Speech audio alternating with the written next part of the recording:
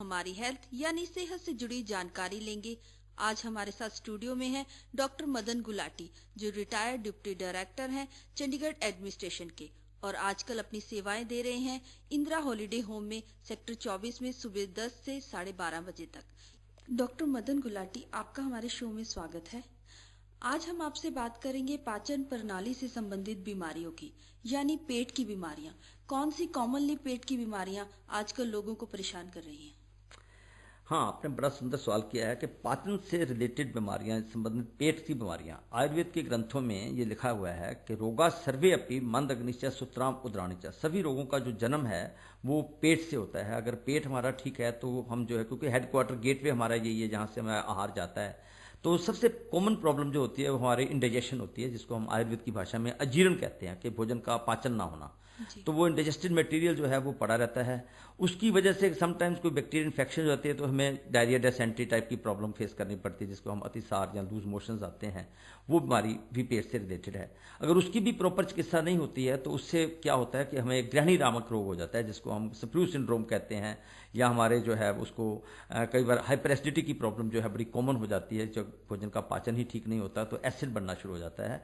उससे क्या है, गृहिणी रोग होता है, जिसको हम आज की भाषा में इरिटेबल बाउल सिंड्रोम भी कह सकते हैं, कि मोशन पेशेंट जो है ना बार बार मल का त्याग करता है। उसमें एक बार मोशन करेगा, फिर उसको दोबारा से, जैसे कि इंस्टॉलमेंट्स में प्रॉब्लम मोशन को वो त्याग करता है। फिर लगातार कॉन्स्टिपेशन रहने लग जाती है। कॉन्स्टिपेशन जो कब्ज की बीमारी है वो आगे फिर बीमारी जो जन्म देती है, अर्श जिसे बवासीर कहते हैं हम। इसी तरह से फिस्टुला की प्रॉब्लम है, भगंदर बोलते हैं उसको हम। फिर फिशर हो जाता है, कई बार हार्ट स्टूल आता है तो वहाँ पे जो है एनल कैनाल में कट हो जाता है। तो उस तरह की बीमारियां जो है वो भी पेट से ही रिलेटेड बीमारियां हैं। तो कई बार हम तो यहाँ तक कहते हैं कि जो इवन पथरी हो जाती है उसका भी संबंध जो है पेट से है। इवन ब्रोंकियल एस्थमा तक की प्रॉब्लम जो वो भी हमारी पेट की समस्या, कॉन्स्टिपेशन से, इंडाइजेशन से ही सभी संबंधित बीमारियां होती हैं। तो ये जो अक्सर जो हमें फेस करनी पड़ती हैं, जैसे कि बार बार खट्टे खट्टे डकार आने वाली प्रॉब्लम, जिसको हम हाइपर एसिडिटी जो आयुर्वेद की भाषा में अमलपित्त कहते हैं। हाँ जी, तो उसी के बारे में डॉक्टर साहब हम जानना चाहेंगे कि हाइपर एसिडिटी क्या है। हाँ, हाइपर एसिडिटी एक बहुत ही कॉमन प्रॉब्लम है जो हमारे आज के हमारे आहार विहार से, हमारे जो है जीवन प्रणाली से संबंधित बीमारी है ये। क्योंकि आज हमारा जो युग है वो विज्ञान का युग है। हम जितनी तेज़ी से साइंस ने तरक्की की है, जितनी तेज़ी से हम आगे बढ़ रहे हैं, परंतु हम उससे नेचर से दूर होते जाते हैं। हमारा रहन सहन, हमारा खान पान, हमारी सोच, हमारे विचार, इवन कि हमारी जो धरती माता जिसको हमने माँ का दर्जा दिया है, उसको भी हमने कई प्रकार के फर्टिलाइजर्स, खादे वगैरह डाल के उसको भी हमने टॉक्सिक कर दिया है। उससे हमारा जो भोजन भी जो है हमें वो प्रॉपर ना मिलने से हमारे अंदर जो है ऐसी बीमारी, जिसके हमें बहुत ज़्यादा कॉमन प्रॉब्लम पेशेंट आते हैं, जो कि सभी बीमारियों की मैं समझता हूँ कि बहुत सारी बीमारियों की कारण है, जो खट्टे खट्टे डकार आने वाली हाइपर एसिडिटी। Hyper acidity. हाँ, तो हाइपर एसिडिटी के सिम्टम्स क्या हैं डॉक्टर? हाँ, हाइपर एसिडिटी के जो पेशेंट, आयुर्वेद में एक्चुअली हाइपर एसिडिटी को हम अमल पित्त कहते हैं। अमल पित्त, बॉडी में हमारी एक थर्मल एनर्जी पित्त होता है, तो उसकी विदग्ध अवस्था का नाम अमल पित्त होता है। तो इसमें क्या है, पेशेंट आकर के हमें ये कहता है कि मुझे जो है वो छाती में जलन हो रही है। पहला जो कॉमन सिम्टम होता है वो छाती में जलन होती है। उसके बाद वो उसको खट्टे खट्टे डकार आते हैं, और वो जो है भोजन है वो जैसे ऊपर की तरफ आ रहा है, उसको जी में चलता है, जैसे नोशिया कहते हैं हम, नोजिया की प्रॉब्लम होती है।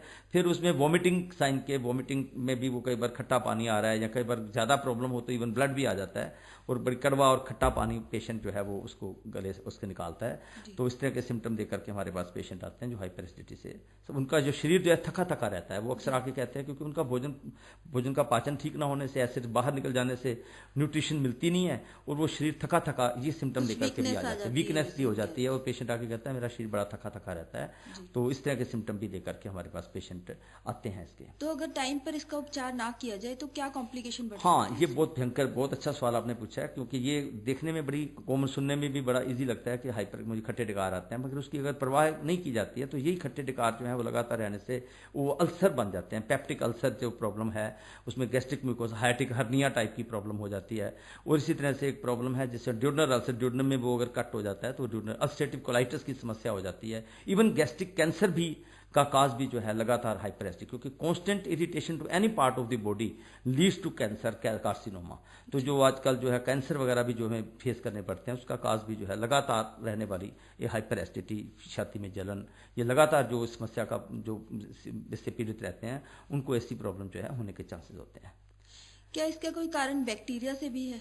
हाँ, ये मॉडर्न साइंस में इसको ना पाइलोरी नाम का एक बैक्टीरिया होता है जो कि स्टमक की लाइनिंग को जो है बहुत वीक कर देता है। तो जब हमें ये प्रेसिपिटेटिंग फैक्टर्स उसके साथ मिल जाते हैं तो ये जो है बैक्टीरिया क्योंकि लाइनिंग को वीक कर दिया होता है तो ये इस प्रकार से वो एच पाइलोरी जो है उसको भी इसका कारण माना जाता है कि उसको उसका एंटीबैक्टीरियल ट्रीटमेंट भी वो मॉडर्न साइंस में दिया जाता है, जिससे कि क्योंकि वो जो हाइड्रोक्लोरिक एसिड बनाने वाले जिंटिक सेल्स होते हैं स्टमक लाइनिंग में वो तो फिर वो ज़्यादा बनता रहता है जिंटिक हाइड्रोक्लोरिक एसिड, तो उसके बैक्टीरिया की वजह से उसमें वो तेजी से उसमें इरोजन कर देता है, वहाँ पे जो म्यूकस मेम्ब्रेन है तो वहाँ पे वो कट होने के चांसेस जो है ज़्यादा हो जाते हैं। अल्सर वगैरह बनने में पेप्टिक अल्सर वगैरह का कारण जो है ये एच पाइलोरी नाम के बैक्टीरिया की प्रेजेंस भी है। जी डॉक्टर, हाइपर एसिडिटी की मेडिसिनल ट्रीटमेंट्स क्या है? हाँ, हम इस बीमारी को इसका जो चिकित्सा करने से पहले हम इसका जो निदान है, जो हमारे इसके कॉजेज हैं, इसको हम थोड़ा जानेंगे तो हमें जो चिकित्सा को समझने में इजी हो जाएगा। तो मैं ये चाहूँगा कि हम अपने जो है सुनने वालों को सबसे पहले तो उनके जो है इस बीमारी किन कारणों से ये बीमारी होती है ना, इसके क्या कॉमन काजेज हैं उसके बारे में हम थोड़ा सा शेयर करेंगे अपने थॉट्स। फिर मैं इसकी जो चिकित्सा भी आपको डिटेल में बताऊंगा। तो मुझे लगता है कि सबसे जो कॉमन काज है हमारा जो आहार है, जो हमारा आहार में क्या है, अमल मैंने खट्टे लवण वाले ज़्यादा नमक वाले पदार्थों का, और जो तीखे पदार्थ होते हैं, कड़वे पदार्थ, या फ्राइड फूड है, स्पाइसी फूड है, जंक फूड है, जैसे आज हमारे जो है फास्ट फूड चले हुए हैं, है ना, बर्गर्स है, हॉट डॉग्स हैं, फिर फिश फ्राइज वगैरह और चिकन वगैरह, ये चीज़ें जो हैं डीप फ्राई की हुई चीज़ें जो हैं, इसका जो है हमारा भोजन, और फिर चाय, कॉफ़ी और जो इरिटेड ड्रिंक्स हैं, कोका कोला, फैंटा, जो इरिटेट करती हैं म्यूकोसा को, उसका अधिक सेवन करने से, इवन अल्कोहल का अधिक सेवन करने से, इवन जो ये आपकी बीड़ी सिगरेट वगैरह जो स्मोक करते हैं ज़्यादा, उसकी वजह से भी जो है हाइपर एसिडिटी की प्रॉब्लम ज़्यादा होती है। फिर इसका जो कारण है हमारा नेचुरल वेग, जो नेचर की अर्जिज हैं हमारी, उसको ना सुने ध्यान से, कि उसको अगर हम रोक लेते हैं, सपोज में प्यास लगी और हमने प्यास को रोक लिया, हमें भूख का वेग जागा है और अपने भूख को रोक लिया, तो उससे भी जो है हमारा जो है समय पर भोजन ना करने से जो है, और हम स्टेल भोजन करते हैं, कई बार बासी भोजन रीहीटिंग करके भोजन को करते हैं, ये भी इसके काजेज हैं। और इसके साथ साथ जो है हमारा जो है जब हम जो संयोग विरुद्ध भोजन करते हैं, जैसे हमने मछली खाई है, ऊपर से दूध पी लिया, या कोई ऑरेंज जूस पिया है, ऊपर से फिर दूध पी लिया, या जैसे आइसक्रीम के साथ कोक को मिला करके भी हम अक्सर शादियों विवाहों में देखते हैं कि जो बहुत सारी मिक्सिंग कर दी जाती है, तो आपस में एक दूसरे से जो संयोग विरुद्ध इनकम्पैटिबल फूड का जब सेवन करते हैं, इनकम्पैटिबल फूड भी जो है वो हाइपर एसिडिटी को पैदा करने में बहुत बड़ा कारण है। ओवर ईटिंग कर जाते हैं कई बार हम लोलुपा खा करके, over eating is also one of the cause of the hyper acidity.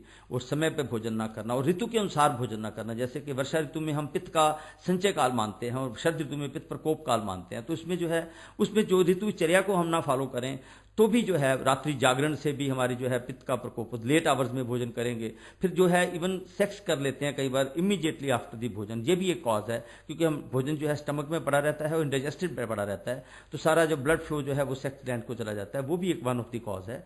तो हमारा जो है इसके जो रूट कॉज है वो कई बार हमारा जो मानसिक बैलेंस जो है ना, तनाव जो है, वो भी एक बहुत बड़ा कारण हाइपर एसिडिटी का है। क्रोध करना है ना, हमारे किसी के प्रति जेलस फीलिंग्स रखना, हमारे जो इरिटेटिंग जो हमारा थॉट प्रोसेस जो है, हमारी किसी के प्रति, हम किसी का नुकसान तो नहीं करते, मन में किसी के बारे में नेगेटिव थॉट्स लाते हैं, हमारा हाइड्रोक्लोरिक एसिड ज़्यादा बनना शुरू हो जाता है, उससे क्या होता है कि हमारे हाइपर एसिडिटी होने के चांसेस होते हैं। तो मानसिक कारण जो है, स्ट्रेस में काम करना, ये भी इसका जो है वो कारण है। तो हम इन कारणों का निवारण करना जो है वही आयुर्वेद के हिसाब से चिकित्सा होती है। इन कारणों को अच्छी तरह से, इसी को हम जो है इनको अच्छी तरह से समझ जाएं कि ये चीज़ें जो हैं हमारे आहार में, और जैसे हम उड़द की दाल है या कोई बहुत भारी भोजन करते हैं, है ना, स्पाइसी, उन चीज़ों से ये हाइपर एसिडिटी के जो है चांसेस ज़्यादा होते हैं।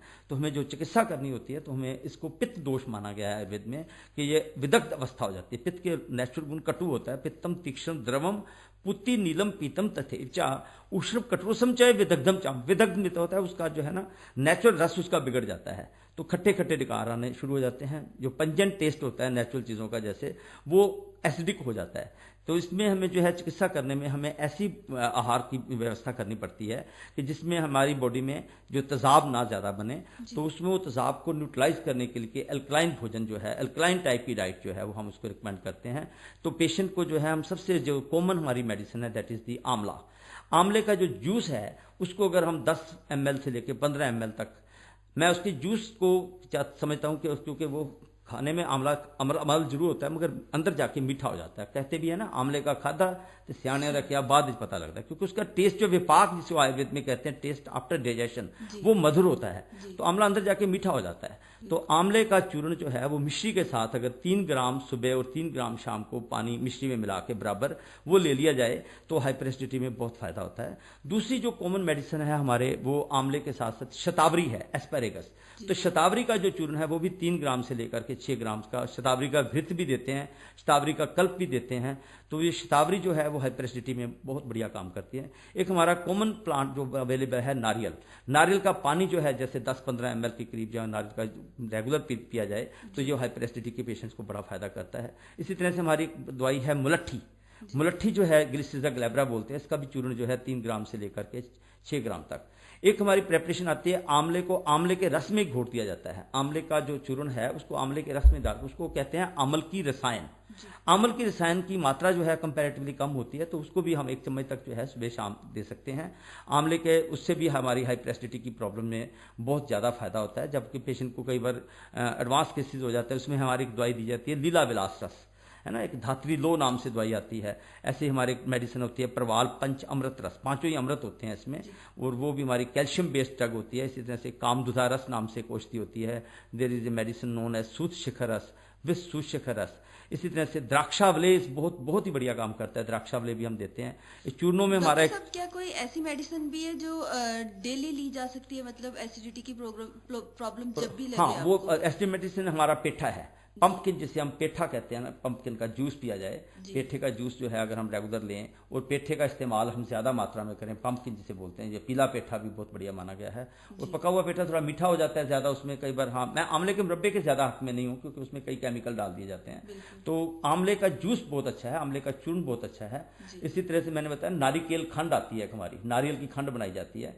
नारियल की मतलब उसको पानी में बना करके थोड़ा सा खंड डाल के नारियल खंड की एक रेगुलर यूज किया जाए तो उसे खाने के बाद लिया जाए? हाँ, भोजन के बाद नारियल खंड का प्रयोग किया जा सकता है 1 चम्मच से 2 चम्मच तक। इसी तरह से पेठे को ना आयुर्वेद के ग्रंथों में कुष्मांड बोलते हैं, तो there is a medicine known as Kushmand अवले।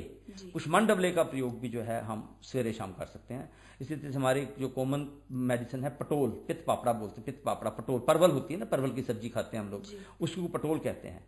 तो पटोल के पत्तों का एक काढ़ा बनाया जाता है, पटोल आदि क्वाथ बोलते हैं उसको। इसी तरह से भून में भी चिरैता होता है जिससे हमारी भूख भी बढ़ाता है और डाइजेस्टिव सिस्टम को बहुत अच्छा फायदा करता है, क्योंकि इसमें तिक्त रस, बिटर टेस्ट की जो चीजें हैं ना वो बहुत फायदा करती हैं। जैसे कि नीम का है, नीम की शाल का अगर हम रस दें तो वो भी जो है हाइपर एसिडिटी में बहुत मदद, नीम के पत्तों का प्रयोग है ना। इसी तरह से हमारे पित्त पापड़े का प्रयोग खाने के बाद लेने होते हैं। इसका जूस भी बनाया जाता है, इसका काढ़ा बनाया, डिकॉक्शन बना करके ना, जैसे हमने 10 ग्राम के करीब पत्तों का इकट्ठा करके चूर्ण बना, उसको 1 गिलास पानी में बॉयल करेंगे, 400 ग्राम पानी में बॉयल करते हैं। उसको जब 100 ग्राम रह जाता है तो 1/4 पार्ट रह जाता है, उसको हम पुन करके पी लेते हैं। तो ये भी इसमें हाइपर एसिडिटी के केसेस में बहुत फायदा होता है। और हमारा जो आहार है, सबसे बड़ी चीज तो है हमारा आहार। तो आहार में अगर हम जो है नारियल का पानी का सेवन करें, पपीते का सेवन करें, पेठा खाएं, घिया खाएं, लौकी जिसे बोलते हैं, कद्दू का सेवन ज्यादा करते हैं, है ना, बेल के ऊपर उगने वाली जितनी तोरई है ना, ये सब हाइपर एसिडिटी के, कुकुर बिटेसी फैमिली के जितने भी द्रव्य हैं, जैसे कि तर है, खीरा है, तरबूज आ जाएगा, खरबूजा आ जाए, आजकल छात्रा चला हुआ है ना। नेचर हमें खुद गाइड करती है, हम अपने भोजन को नेचर के हिसाब से करेंगे। हम अब सर्दियों में गर्मियों वाली सब्जियां खाएं या गर्मियों में सर्दियों की खाएंगे तो उसके रसगुनी में ठीक टेस्ट वश हम कई बार खाते हैं, ठीक है ना, उससे जो है हाइपर एसिडिटी, अरबी खाई जा रहे हैं, मौसम नहीं है उसका, हम उसके वो अंदर जाके फिर एसिड पैदा करेगा। और जो फल और सब्जियां अगर आप सीजनल लेंगे तो वो आपको, और कच्ची सब्जियां खाएं, पत्ता गोभी जैसे बहुत अच्छी है, पत्ता गोभी का जूस जो है वो बहुत अच्छा है ना, उसका इवन ब्रोकली बहुत अच्छी है हमारी। ये जो कुकर बेटे से इसकी जो गोभी दूसरी भी है, ये भी अगर ज्यादा फ्राई नहीं करना होता, इसको अगर हम मतलब थोड़ा अधकच्चा रखें तो वो जो है उसमें हाइपर एसिडिटी में फायदा करता है। कई बार जीरा भी हमें जो है, अच्छा दही वगैरह बहुत खट्टी हो तो मत लें, है ना, उसको अल्कलाइन करके जो है वो जैसे तक्कर है, मट्ठा जिसे बोलते हैं, उसके फॉर्म में अगर हम लेते हैं, थोड़ा जीरा डाल देते हैं तो हाइपर एसिडिटी में उसमें काफी लाभ होता है। उसमें मतलब हमारा जो है डेली का जो उसमें रूटीन है उसमें फायदा करती हैं ये चीजें। तो इसके प्रिवेंशन क्या है हाइपर एसिडिटी? हाँ, प्रिवेंशन तो देखो, जिस डिजीज का जो कारण है उसको अगर हम ना आने दें, है ना, हम जो है समोसे, पकोड़े, टिक्की, ये चाट मसाले, ऐसी चीजें अगर हम नहीं खाएंगे, और हम जो है मैंने खट्टे, लवण, अदरक, प्याज, है ना, bread, biscuit, refined oil, deep fry चीजें, है ना। ब्रेड जो है बहुत बड़ा, जो मैदा प्रोडक्ट्स हैं रिफाइंड जो हैं, उड़द की दाल है, उड़द की दाल का जो अधिक सेवन करते हैं तो उसको हम अवॉइड करें। जो भारी ग्रिस्ट भोजन है जो हमें देर तक पचना है, जैसे भिंडी है, अरबी है ना, और जो है उसको डीप फ्राई की चिकन है, और मसाले हैं, स्मोकिंग है, अल्कोहल है, और जैसे मैंने बताया कि इन बिटवीन हम मिला करके भोजन करते हैं, एसिडिक और उसके अल्कलाइन उसको दूध के साथ जो है मछली का सेवन करते हैं, इन चीज़ों को अवॉइड करें ना। प्रिवेंशन जो है वो वही है कि जो इसके कारण है उसको ना आने दें। और जो चीज़ें मैंने बताई हैं कि जो बहुत अच्छी हैं, जैसे कि नारियल है, पेठा, घिया, काली तोरी, टिंडे, शलगम, मूली, गाजर है ना, पत्ता गोभी, और ये आपकी जैसे बताया मैंने कि भी तर है, खीरे हैं, और खरबूजा है, तरबूज है ना। इन चीज़ों का सेवन जो है अगर हम रेगुलर करते रहते हैं तो हम जो है हाइपर। और दालें जो है धुली हुई दालें भी अवॉइड करनी चाहिए। इवन अंगूर is not good. Acidic food में हमारा संतरा, किन्नू जो आ जाते हैं, ये जो है एसिडिक है, तेजाबी हैं। किन्नू का या नींबू का जूस ही ज़्यादा ले जा रहे हैं तो ये जो है अल्टीमेटली एसिडिटी करते हैं जी। तो क्या हमारे डेली रूटीन से भी कोई फर्क पड़ता है हमें इस सब के लिए? हाँ, जैसे मैंने बताया कि निंद्रा पूरी लेनी चाहिए। आहार निंद्रा उसका जो बहुत ज़्यादा इंपॉर्टेंट है हमारा भोजन के साथ। हमारा जो डेली रूटीन है, दिनचर्या को अगर हम जो है समय पे अर्ली उठते हैं, लेट ही उठते हैं, तो इसका मतलब हमारी जो है वो एसिडिटी होने के चांसेस ज़्यादा बन जाएंगे, है ना। लेट आवर्स में जब सोएंगे, क्योंकि हमारे ना पित्त का काल बताया गया है। जैसे 6 से लेकर 10 बजे तक का काल जो है कफ का काल है, 10 से लेकर 2 बजे तक का काल जो है पित्त का काल मान जाता है, 2 से 6 फिर वात का काल मानते हैं। आयुर्वेद में जो ना उस काल में अगर हम भोजन कर लेते हैं तो अगर हम उसको उस काल में भोजन ना करके आगे पीछे करते हैं तो वो हमारा वो दोष जो है वो विकृत हो जाता है, उसकी अवस्था खराब हो जाती है। तो अपना रूटीन में रहना, समय पे भोजन करना जो है, इससे हमें बच सकते हैं। अपनी ऋतुचर्या और दिनचर्या का जो है वो हमें उसको पालन करना चाहिए। ये भी एक प्रिवेंशन ही है, प्रिवेंशन का ही पार्ट है। बिल्कुल आपने ठीक ही कहा। इससे रिलेटेड कई बीमारियां जो है ना, मतलब जो हाइपर एसिडिटी से रिलेटेड हमें कई प्रॉब्लम्स फेस करनी पड़ती हैं। जैसे कि इरिटेबल बाउल सिंड्रोम की समस्या मैंने बताई है, अल्सरेटिव कोलाइटिस की प्रॉब्लम है, और उसके साथ साथ जो है कॉन्स्टिपेशन लगातार रहती है। तो ये जो बीमारियां हैं ना, इससे साथ मतलब संबंधित हैं। कई बार मतलब हम जो इसको हाइपर एसिडिटी का अगर हम समय पे इसका नहीं करते हैं तो ये ऐसी प्रॉब्लम भी हमें फेस करनी पड़ती हैं। वो भी हमारे, क्योंकि हमारी जो आज जो बात चल रही है वो है डाइजेस्टिव सिस्टम के ऊपर। तो जो पाचन प्रणाली से रिलेटेड बीमारियां हैं वो हमें एक बड़ी कॉमन समस्या जो हमें फेस करनी पड़ रही है वो है इरिटेबल बाउल सिंड्रोम की। तो मैं समझता हूँ कि इरिटेबल बाउल सिंड्रोम का जैसे कि नाम ही बता रहा है कि ये एक तरह का इरिटेशन होती है हमारे मतलब जो है बाउल मीन्स इंटेस्टाइन्स में। तो वो क्योंकि एसिड बनने की वजह से होती है। तो बेसिकली आयुर्वेद में जो कहा गया है कि उष्मा मीन्स हमारी जो डाइजेस्टिव एंजाइम्स हैं, उष्मणो अल्प बलत्वेन, उष्मा के अल्प बल होने से, उष्मणो अल्प बलत्वेन धातुम आद्यम अपचित, जो पहली धातु बनती है, रस धातु बनती है, वो अगर अपचित रह जाती है तो क्या होता है कि उससे जो है आगे सभी बीमारियां पैदा होती है। उष्मणो बलत्वेन धातुम आद्यम अपचितम स आम संज्ञकम देहम सर्व दोष प्रकोप, उसको हम ना एंडोटॉक्सिस बनने शुरू हो जाते हैं बॉडी में, जिससे म्यूकस वगैरह बननी शुरू हो जाती है। तो वो म्यूकस जो है ना, इरिटेबल बाउल सिंड्रोम का जो मेन सिम्टम होता है कि पेशेंट जो है ना बार बार इंस्टॉलमेंट्स में मल का त्याग करता है। मतलब एक बार मोशन जाएगा उसको वास्ते उसको लगेगा कि मुझे दोबारा से फीलिंग हो रही है। उसका कारण क्या होता है? मोशन नहीं होती है, वो एक्चुअली म्यूकस होती है। म्यूकस जो है ना वहाँ पे वो आंव जिसे बोलते हैं वो आती है, वो थोड़ा सा आंव के साथ मल का त्याग करता है ना। उसी का जो हमारे सिम्टम लिखे हैं, श्रोतारोध, मल भ्रंश, गौरव, अनिल मूर्ता, आलस्य, अपक्ति, निष्ठिवन, मल संग, अरुचिकलम, हमारे 11 सिम्टम लिखे हुए हैं उसके लिए आयुर्वेद के ग्रंथों में। कि जो है श्रोतारोध, बड़ी आंत में अवरोध हो जाता है तो उससे मल जो है सॉर्ट ऑफ मल जो है वो किस्तों में इंस्टॉलमेंट्स में पेशेंट त्याग करता है। गौरव मैंने शरीर में भारीपन रहता है, आलस्य लेजीनेस रहती है, आलस्य, श्रोतारोध, मल भ्रंश, गौरव, अनिल मूर्ता, वायु का ऊपर की तरफ गमन करना, है ना। श्रोत मल भ्रंश, गौरव, अनिल मूर्ता, आलस्य, अपक्ति, निष्ठिवन, निष्ठिवन का मतलब बलवी पदार्थ का गले में अटकना, गले में भी ना थोड़ी थोड़ी जैसे जैसे थूक जैसा पदार्थ भी अटकता है। ऐसे सिम्टम लेकर के हमारे पास पेशेंट आते हैं इरिटेबल बाउल सिंड्रोम के। तो वो उसकी भी जो चिकित्सा हमें जो आयुर्वेद में करनी पड़ती है उसकी हमें मेन ध्यान यही रखना पड़ता है कि उसके बॉडी में जो है उसका जो है इनडाइजेस्टेड मटेरियल जो है वो अननेसेसरी ना बने, और म्यूकस को फिर वहाँ पे बैक्टीरियल ग्रोथ होने के चांसेस बहुत ज़्यादा बन जाते हैं जब आमरस बनता है बॉडी में। तो कॉन्स्टिपेशन क्या है डॉक्टर? कब्ज का कारण क्या होता है? हाँ, ये बड़ा आपने सुंदर सवाल किया है कि कब्ज जो है ये भी सभी बीमारियों की जड़ है। और कब्ज का आमतौर पे लोगों में ये धारणा है कि कब्ज का मतलब होता है कि मल का ना आना। मैं समझता हूँ कि मल का ना आना, क्योंकि वो तो हमारे आहार पर निर्भर करता है। एक्चुअली कब्ज शब्द जो है वो है कब्जे से बना हुआ। जब आंतड़ियों के ऊपर मल का कब्जा हो जाता है तो उसको कब्ज कहते हैं। कि मल का थोड़ा थोड़ा बार बार त्याग करना जो है, मेरी भाषा में, मैं उसको आयुर्वेद की ग्रंथों की भाषा में ये कहना चाहता हूँ कि जो विबंध है वो क्या है, आंतड़ियों के ऊपर मल का कब्जा हो जाना, मल जो है थोड़ा थोड़ा बार बार आना, वही कब्ज है जी। तो मल ना आना और अगर फोम स्टूल आ रहा है, अगर किसी को उसका आहार ही और नॉन वेजिटेरियन है और उसको अगर एक हफ्ते में या 2-3 मल, हमने देखा है कि वेस्टर्न पीपल्स है वो मल त्याग जो है हफ्ते में 2 या 3 बार करते हैं, पर उनको हम कॉन्स्टिपेशन की भाषा में, क्योंकि उनका मल पूरा डाइजेस्टेड होता है, फोम स्टूल होता है, जैसे हमारे शास्त्रों में लिखा हुआ है कि बधा हुआ मल आए, अगर केले जैसा बधा हुआ मल आए तो वो नॉर्मल है, उसमें म्यूकस ना आती हो। तो जिसमें जो है कब्ज जो है वो उसमें क्या होता है कि मल आता ही नहीं है, और कई बार बहुत हार्ड स्टूल आता है, हार्ड स्टूल आएगा तो उससे क्या होगा कि वहां से वो जो एनल कैनाल है उसमें कट हो जाता है। तो आजकल इसका कारण क्यों है कि आजकल की लाइफ में ये क्यों बढ़ गया है हाँ, इतना? वही हमारा, मैंने बताया ना कि हमारा आहार व्यवहार, हमारी रहन सहन, हमारी सोच, हमारी प्रकृति जो है वो हम दिनचर्या को प्रॉपरली फॉलो नहीं करते। हम लेट उठते हैं, लेट उठने की जो हैबिट है और लेट सोने की आदत है। हमारे शास्त्र में लिखा है ब्रह्मचर्य है ना, ब्रह्म मुहूर्त में उठना चाहिए, है ना, कि ब्रह्म मुहूर्त को हम कहते हैं कि सूर्य निकलने से 45-48 मिनट पहले जो है, सूर्य निकलने से पहले उठ जाएं और लंबी सैर करें, वॉकिंग करें और पेट के लिए जो प्रॉपरली प्राणायाम एक्सरसाइज वगैरह करें।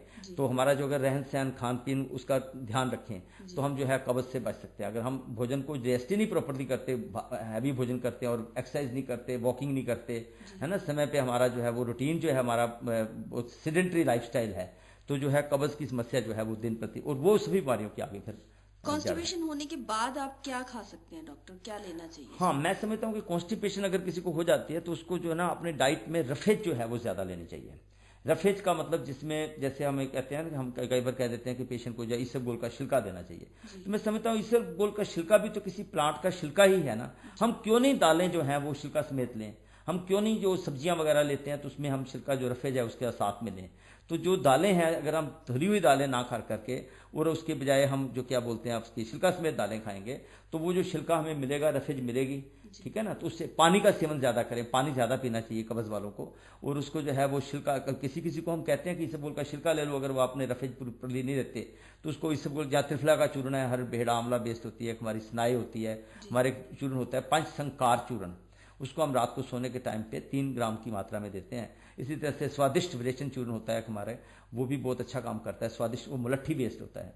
इवन जो हाइपर एसिडिटी में अभिपत्ति का चूर्ण देते हैं वो भी बहुत लाभ करता है। तो इस तरह के हमारे सिंपल चूर्ण जो है, त्रिफला है, हरड़ बेहरा आंवला बेस्ड होता है चूर्ण, ये कब्ज में हम किया करते हैं अक्सर। तो उसके साथ साथ जो क्या है, गैस भी इसी का एक कारण है? हाँ, जब हमारे कब्ज होएगी तो इंडाइजेशन की वजह से ये फर्मेंटेशन होनी शुरू हो जाती है मल की, भोजन, ऊपर से हम मिल्क प्रोडक्ट्स वगैरह लेते हैं, मिल्क, उसकी गैस फॉर्मेशन होनी शुरू हो जाती है। तो गैस फॉर्मेशन से कई बार फ्लैचुलेंस हो जाती है, पेट जो है अफर जाता है, जैसे भोजन किया तो पेट जो है अफारा सा हो जाता है। तो उसमें हमारे ना कुछ कैल्शियम प्रोडक्ट्स होते हैं, जैसे कि हमें बताया कि परवाल पंचअमृत एक ड्रग है, या शंख बट्टी होती है, शंख, है ना, ये एनिमल बेस्ड कैल्शियम्स होते हैं, और कोडियों की भस्म होती है, कपर्तिका, कोडियों की भस्म देते हैं हम उसमें, वो बहुत अच्छा काम करती है, कपर्तिका भस्म, शंख भस्म, और साथ में परवाल पंचअमृत रस है। इसी तरह से एक दवाई आती है हमारे कामदुधा रस है, एक हमारे जैसे हमारे घृत कुमारी है, एलोवेरा बताया मैंने, एलोवेरा जो है वो भी कब्ज में भी काम करती है और गैस फॉर्मेशन वाले पेशेंट को भी हमें इसका प्रयोग करवाते हैं। जैसे कि कुमारी आसव एक हमारी बड़ी कॉमन मेडिसिन है, उसका हम सेवन करवाते हैं जिनको लगातार क्या, एक हमारे चूर्ण देते हैं, उसमें गैस वाले पेशेंट में एसिडिटी नहीं होती है, उनमें क्या होता है कि गैस फॉर्मेशन होती है, और वो जो है ना उसमें पेट जो है भोजन करने के बाद जो है वो उनको जो है वो खाना खाने से बाद थोड़ा सा गैस नीचे चले जाती है, तो दे फील रिलीफ। उनको हम ना हिंग की प्रेपरेशन देते हैं, हिंग वाष्टक चूर्ण का होता है, हिंग उसमें त्रिकटु होती है, सौंठ, काली मिर्च, पिपली, है ना। क्या घर पर भी ऐसी चीजें ली जा सकती हैं जिनसे हाँ, जो रूटीन, जैसे अजवाइन है ना उसका सेवन करना, हिंग, त्रिकुटु, दोनों जीरे हैं, दोनों प्रकार के जीरे का प्रयोग करना, अजवाइन का प्रयोग, अजवाइन का पानी है जैसे, ये भी इसको गैस फॉर्मेशन वाले पेशेंट्स को हम दे सकते हैं। उसके साथ हम थोड़ी सी शंख भस्म को ऐड कर दें तो घरेलू नुस्खा तो यही बनता है कि अजवाइन का सेवन किया जाए, है ना, भोजन का राशन ठीक रखने के लिए अपना सौंफ का प्रयोग किया जाए, है ना, वो भी दीपन पाचन कार्य करता है। जीरा का प्रयोग जो है लस्सी वगैरह के साथ हम कर सकते हैं। तो इसी तरह से जो हमारी कॉलन में जब कई बार इसी गैस की फॉर्मेशन से, जैसे मैंने बताया ना, अल्सरेटिव कोलाइटिस की प्रॉब्लम जो होती है वो भी बहुत कॉमन है हमारे। तो अल्सरेटिव कोलाइटिस में जो है कई बार वो इतने ज्यादा होता है कि ब्लड आना शुरू हो जाता है, तो मोशन के साथ साथ उसमें फिर जो है ना it is a sort of autoimmune disease हो जाती है। तो इसमें फिर ये मॉडर्न में कई बार बहुत स्ट्रॉन्ग स्टेरॉइड्स वगैरह का सेवन करवाते हैं, और वो जब तक लिए जाते हैं वो मतलब उसको फायदा होता है। तो मैं समझता हूँ उसको आयुर्वेद की जो प्रिंसिपल्स पर अगर हम उसकी चिकित्सा करें, हम बेसिकली अमलपित्त की ही चिकित्सा कर रहे हैं, हाइपर एसिडिटी की चिकित्सा कर लें प्रॉपरली, और साथ में हल्दी का सेवन करवाएं। हल्दी जो है ना वो हमारी जो ऑटोइम्यून डिजीज के लिए एक मिरेकल चीज है। तो हल्दी को भी हम अल्सरेटिव कोलाइटिस जैसी जो समस्या है जो कि बहुत कॉमन है उसमें हम देते हैं। डॉक्टर साहब, आज आपने हमें पाचन शक्ति से संबंधित बीमारियों की जानकारी दी। आप हमारे स्टूडियो में आए, आपका बहुत बहुत धन्यवाद। लिसनर्स, ये तो हुई सेहत संबंधी जानकारी जो डॉक्टर गुलाटी ने हमें दी हमारे शो हेल्थ टॉक में। अगर आपको कोई सुझाव है और आप और कुछ जानना चाहते हैं तो हमें ईमेल कर सकते हैं। हमारा ईमेल आईडी है vivekfm@gmail.com और हमारा फोन नंबर है 46798444। तथा आप डॉक्टर मदन गुलाटी से भी संपर्क कर सकते हैं जो निशुल्क सेवाएं देते हैं इंदिरा हॉलीडे होम सेक्टर 24 में सुबह 10 से 12:30 बजे तक। ऐसा ही कुछ और नया लेकर हम फिर आएंगे। तब तक के लिए आप सुनते रहिए विवेक 90.4 FM, नई जनरेशन का नया रेडियो।